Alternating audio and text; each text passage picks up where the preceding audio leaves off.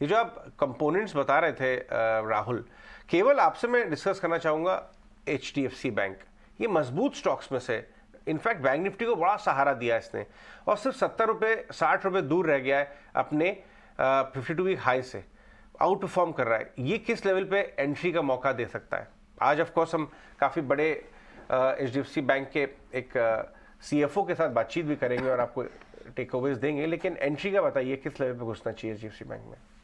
So yes Rahul sir please. पहले तो कल का जो फॉल हुआ वर्ल्ड मार्केट्स में, आप डाउ को देखेंगे या नैस्डैक को देखेंगे, वो बेसिकली एक SVB फाइनेंशियल्स करके कंपनी, उसके वजह से प्राइमरली ये फॉल आया है, 60% नीचे गया है। This is a company that gives out loans to startups, उस कंपनी की वजह से ये फॉल आया है। तो बिल्कुल सही है, ये नी जर्क रिएक्शन हो सकता है नीचे की तरफ। HDFC बैंक स्पेसिफिकली अगर आप बात करें तो 1594 के आसपास, अराउंड 1590 टू 1600 रेंज पे एक बाई लेवल है।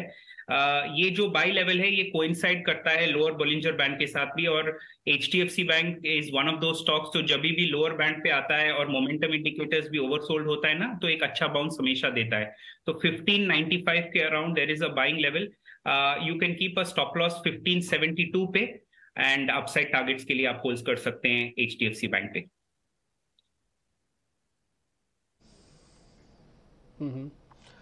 जब इंडेक्स पे इतनी चर्चा हो ही रही है कि हो सकता है कि बाजार यहाँ पे आके रुक जाए, तो फिर समझना बहुत ज़रूरी है, क्योंकि 1,24,000 पे आपको देने पड़ेंगे बैंक निफ्टी का एक फ्यूचर्स लेने के लिए, और निफ्टी के लिए आपको देना पड़ेगा 1,10,000 करीब करीब।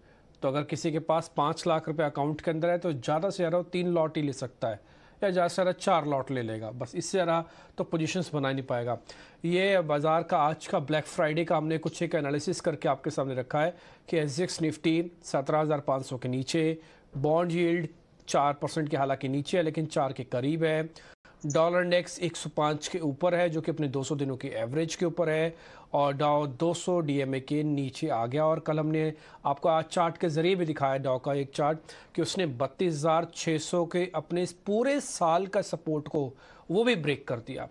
तो कुछ फैक्ट्स एंड फिगर आपकी स्क्रीन पर पिछले 5 दिनों में निफ्टी का जो दायरा है वो आप अपनी स्क्रीन पर देख पा रहे हैं।